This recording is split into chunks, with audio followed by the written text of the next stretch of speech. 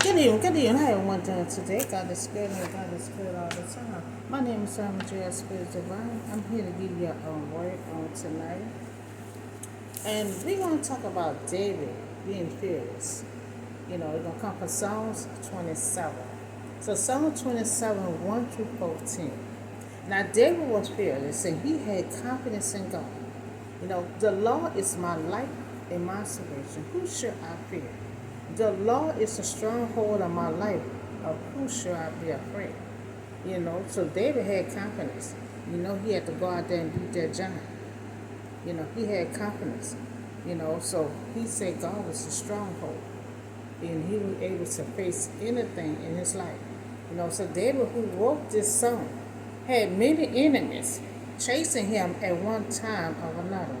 Now he was no stranger to danger, but he also knew that God was powerful and knowledgeable enough to toss the pain others might have to harm him.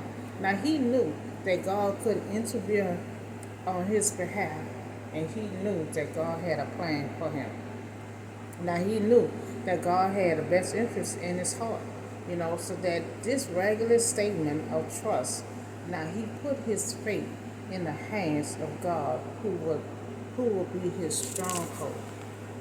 So when the wicked advance against me to devour me, it is my enemies who would stumble and fall. Now David expressed his confidence that he had enemies would not succeed. Now he had much confidence that he said no matter how many enemies come against him, he said they will not succeed.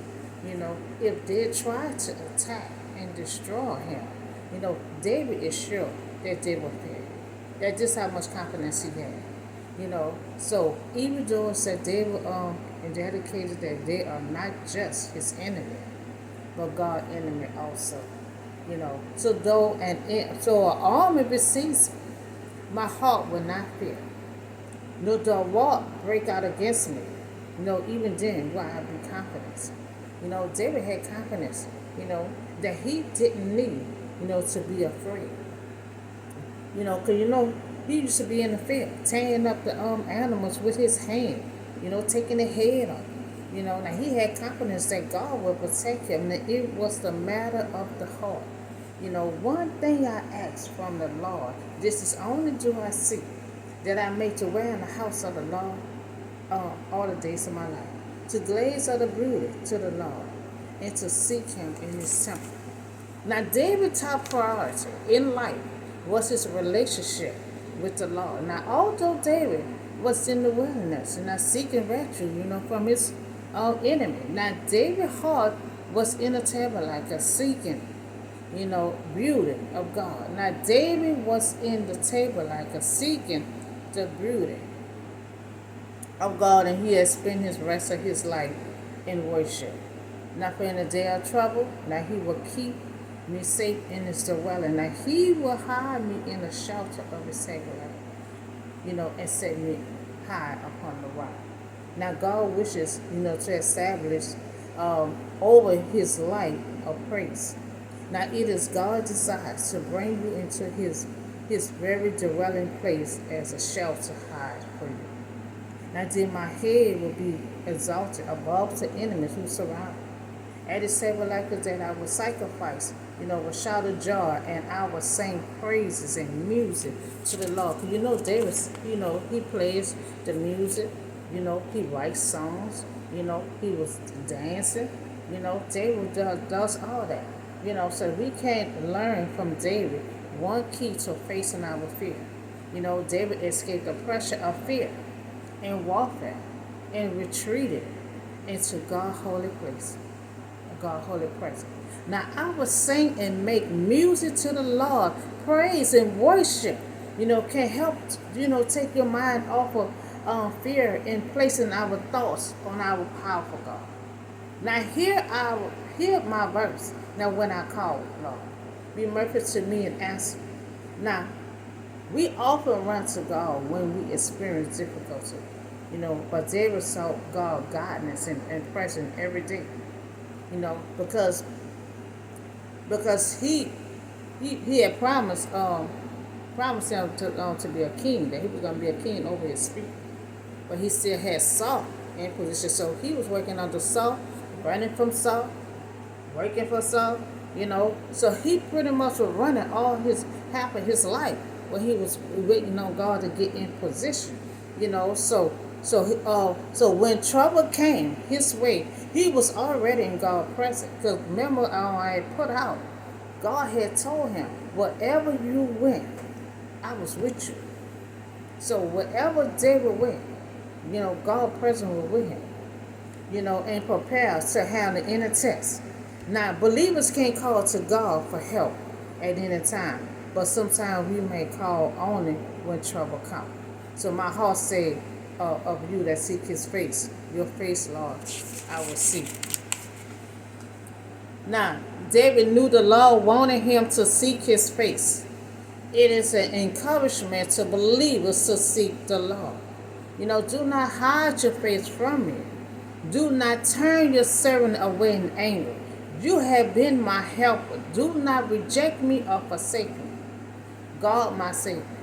The Lord loved me, hearing our prayers, dependent on him, because he is capable and willing, to eager to answer us when grace. Hide not your face from me. Turn not your servant away in anger. Now you've been my help. Though my father and mother forsake me, the Lord will receive me. Now many have had, sad experience of being forsaken, by their father, to their mother, that this was happening because broken home, difference of belief, abandonment, often leave children with emotional scars. And the pain may linger long enough into adulthood. Now, David is saying, when he was a teenager, see, when God anointed him, Saul was still in position. And so he found out that God anointed David. And so he had the evil spirit on him, and David was able to save him. So what he's saying about his parents, when Saul had his servants to go to his parents' house, well, I need David to be with me because he helped me with these saints on me. Now his parents didn't hesitate; they just shipped David over. And see, they stick with a child. When you don't fuss, you don't give a good fight. When you don't say no, when you say I'm not letting my child go, they didn't say that. They just let David go, and they're stuck with David. When you feel abandonment from your family, they will stick with a child. Now God can't take the place in our lives of anyone who had abandonment. And that's how David feared. So that's why he was so close to God, and he had a good relationship with him, because he was away from his family. His family just shipped him over. Now teach me your way, Lord. Lead me in your straight path because of my oppressor. David had prayed for guidance, from the Lord, attaining godly knowledge, smoothing out the path. What sometimes seems like the right time can lead to disaster. Do not turn, me over to the desire of my enemies, but false witnesses are raised up against me, spreading malicious accusation.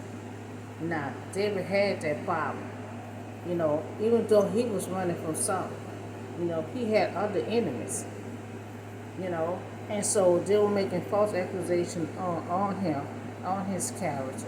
And I remember I read one, that the woman husband was just so rude to him. And also David described false witnesses. They had been spreading lies about him, and they had sworn to kill him. Now this might refer to Saul early in David's life, or David's own son who led vengeance rebellion. And see, David had problem with his own son. His own son was running him. He was running from his own son. Now, I remind you, that confidence of this, that I will see the goodness of the Lord in the land of the living. Now, the land of the living, meaning this life or the time while, I am still alive. David was going through a trial, but he was confident that in this present life, God will see him through it. That just how much confidence that he had. Wait for the Lord and be strong. Now take heart and wait for the Lord. Now David also remind us, to wait for the Lord and be strong and take heart and wait for the Lord. Now though God answer may not come when or how we expect, but we can trust that he is more faithful. He said God was more faithful to him, than his parents. In spite of anything that ultimately that we, he said trust God and find safety for our soul. Now since that is the case, whom on earth should we fear?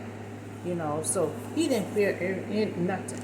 He was fearless, because he was a boy in the field, tearing animals apart. He was doing all kinds of, that's why he was able to go out there and face that giant.